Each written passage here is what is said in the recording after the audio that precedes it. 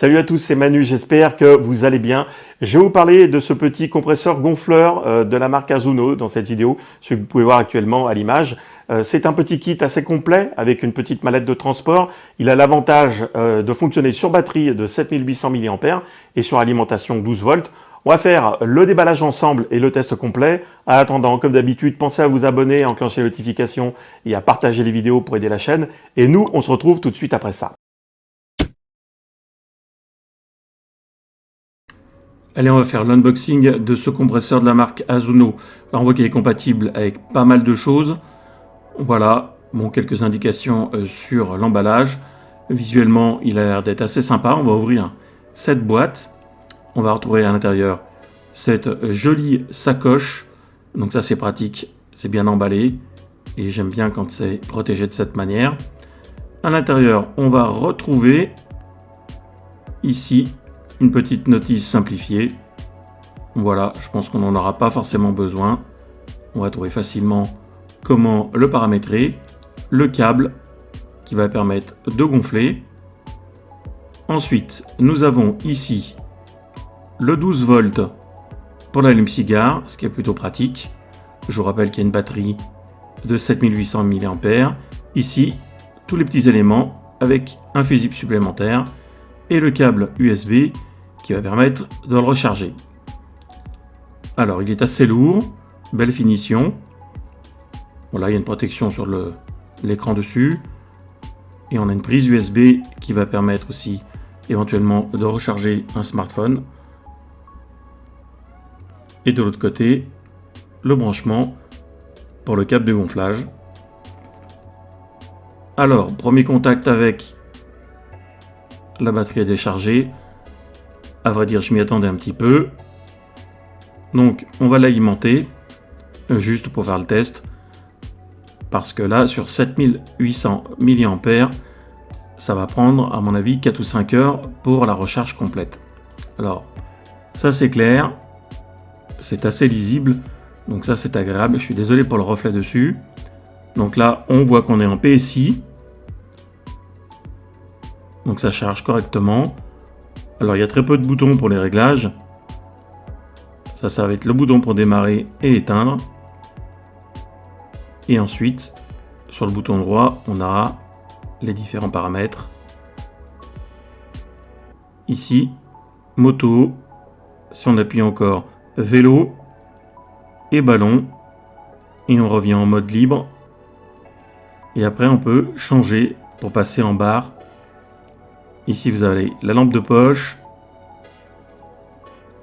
Et ça permet aussi de signaler. Donc ça, c'est plutôt pratique. On retrouve ça en général sur ce type d'appareil. Alors, on visse la durite dessus. On va faire le petit test avec cet embout-là. Donc là, pour le coup, on va vérifier tout de suite si ça fonctionne. On se met en barre. Et on va lancer le compresseur. Alors chaque élément, vous pouvez changer. Voilà, on voit bien qu'il y a de la pression, donc ça souffle. Je pense que ça va se couper assez vite, parce que la batterie est vide bien sûr. Donc là, on est parti pour une longue charge, et après, on va faire le test en extérieur, et on verra ce que ça donne, mais c'est concluant à mon avis. Comme vous pouvez le voir à l'image, le compresseur est chargé à fond. Donc j'ai mis l'aiguille pour gonfler le ballon. Je ne vous cache pas que je vais baisser le niveau sonore pour pas que le bruit du compresseur soit trop gênant, malgré que celui-ci ne soit pas le plus bruyant que j'ai pu tester. Alors c'est au jugé. Là j'ai pas mis de paramètres en particulier. Ça marche bien, ça prend à peine quelques secondes. Et hop, on retire. Et à partir de là, le ballon est utilisable et largement suffisamment gonflé. Pour la roue de vélo, alors j'ai dégonflé celle de derrière tout simplement. J'ai regardé à peu près combien j'avais à l'avant et on va partir pareil. Ici on voit bien qu'on a 0. Et là je vais utiliser le gonfleur manuellement sans pré-réglage. Et pareil, à la dureté du pneu, j'aviserai. En gros, je sais que j'ai 1,75 entre 1,75 et 1,90. Donc on va gonfler et puis j'arrêterai, je reprendrai tout simplement. pour obtenir quelque chose qui convienne au mieux. Et là, c'est pas comme pour les pneus de voiture, on peut y faire plus facilement, et je dirais à l'œil. Voilà, de 20 et la batterie n'a pas bougé. Pour la voiture, alors vous ouvrez votre trappe, en général, c'est marqué ici. Moi, en ce qui me concerne, c'est 2,3 pour l'arrière et 2,2 pour l'avant. Donc là, pareil, c'est hyper simple. Vous le mettez en place. Donc là, pour le coup, j'ai utilisé le paramètre automatique. Donc désolé pour l'affichage, il clignote un petit peu. Ça, c'est dû malheureusement à l'extérieur. Je ne saurais pas vous dire pourquoi. Et là, le compresseur va tourner et il s'arrêtera automatiquement quand il aura atteint la pression suffisante. Et je dois avouer que ça fonctionne quand même hyper bien.